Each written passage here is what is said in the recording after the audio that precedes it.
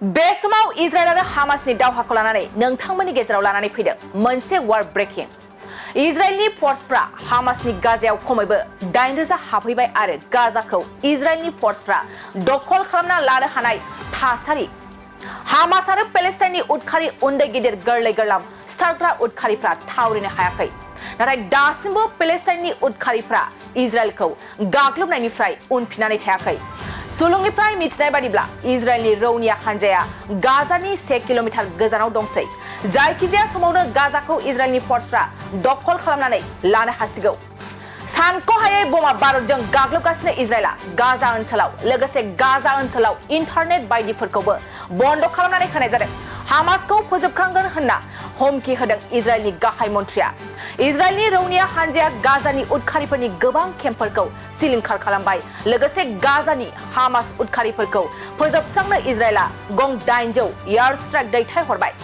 नोंथांमोना मिथिखागौदि हामासआ गाजानिफ्राय गिबियाव इजराइलखौ गाग्लोबहरदोंमोन एबा रकेटजों गाग्लोबहरदोंमोन आरो बेनि उनावनो इजराइलाबो हामासनि गाजाखौ सिलिंखार बिलिंखार खालामदोंमोन। लोगोसे गाजानि हामास उदखारिफोरखौ फोजोबस्रांनो इजराइला गं 800 एयार स्ट्राइक दैथायहरबाय। नंगौ, बे समाव इजराइल आरो हामासनि दावहाखौ लानानै नोंथांमोननि गेजेराव लानानै फैदों मोनसे वार ब्रेकिं। इजराइलनि फर्सफ्रा हामासनि गाजायाव खमैबो 8,000 हाबहैबाय आरो गाजाखौ इजराइलनि फर्सफ्रा दखल खालामना लानो हाबाय। हामास आरो पेलेस्टाइननि उदखारि उन्दै गिदिर गोरलै गोरलाम सिथारग्रा उदखारिफ्रा थावरिनो हायाखै। सिथारग्रा उदखारिफ्रा थावरिनो हायाखै नंगौ बे समाव। नाथाय दासिमबो पेलेस्टाइननि उदखारिफ्रा इजराइलखौ गाग्लोबनायनिफ्राय उनफिननानै थायाखै। सुलुंनिफ्राय मिथिनाय बादिब्ला इजराइलनि रौनिया हानजाया गाजानि 1 किल'मिटार गोजानाव दंसै। जायखिजाया समावनो गाजाखौ इजराइलनि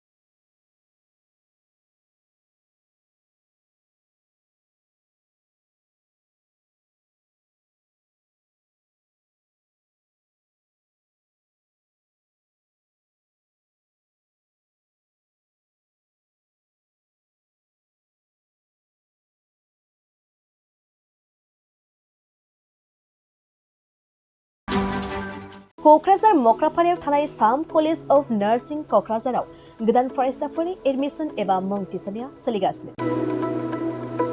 नार्सिं कर्स फरायनो गोसो गुदुं फरायसाफ्रा फैगौ 30 अक्ट'बर खालारसिमनि गेजेराव मुं थिसनफैनो हागोन।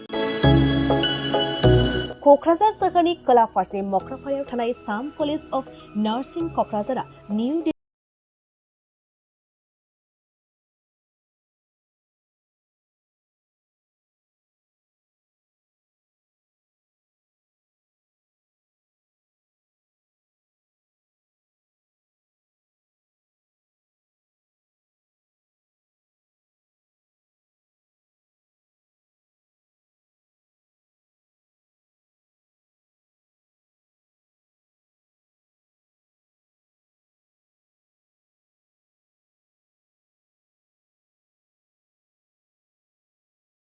क'क्राझाराव फरायसाफोरनि थाखाय digital classroom, library facilities, computer laboratory, nursing foundation laboratory, community health, nursing and nutrition laboratory, OBG paediatrics laboratory, field clinical science laboratory, clinical training आरो हॉस्टेलनि थाखाय 4 स्टोरीड आरसीसी रेसिडेंशियल बिल्डिं लोगोसे बासजों थांलाय फैलायनि गाहाम खाबुफोरखौ होनाय जायो।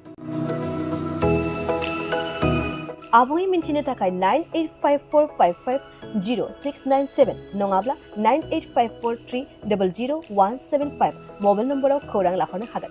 जोंना दा साम कलेजाव एडमिशना जागासिनो दङ 31 अक्ट'बरसिम आरो बिनि उनावहाय जोंहा स्टुडेन्टफोरनि थाखाय फेसिलिटि दङ। बाहाय 3 इयार्स कर्स आरो हस्टेल फेसिलिटि दङ आरो हस्टेलाव थांलाय फैलायनि थाखाय गारिबो दङ आरो जों ट्रेनिंनि थाखाय 3 इयार्स कर्सआव जोंहा गासैबो फेसिलिटि दंजोबो प्रेक्टिकेलनि थाखाय प्रेक्टिकेलबो जोंना मोजाङै जायो आरो बे प्रेक्टिकेल समावबो जोङो हस्पिटालाव लांलाय लाबोलाय खालामो जोंहा एक्सट्रा गारि दङ आरो स्टुडेन्टफोरनि थाखाय हस्टेल फेसिलिटिबो जोंहा दङ क्वालिफिकेसना जाहैबाय जिएनएमनि थाखाय हायार सेकेन्डारि पास जानांगौ बिहेखि साइन्स बा साबसिन जायो खिन्थु जों आर्ट्सनिखौबो लायो आरो एएनएमनि थाखायबो हायार सेकेन्डारि पास एनएम कर्सआ 2 इयार्स कर्स जिएनएमआ 3 इयार्स कर्स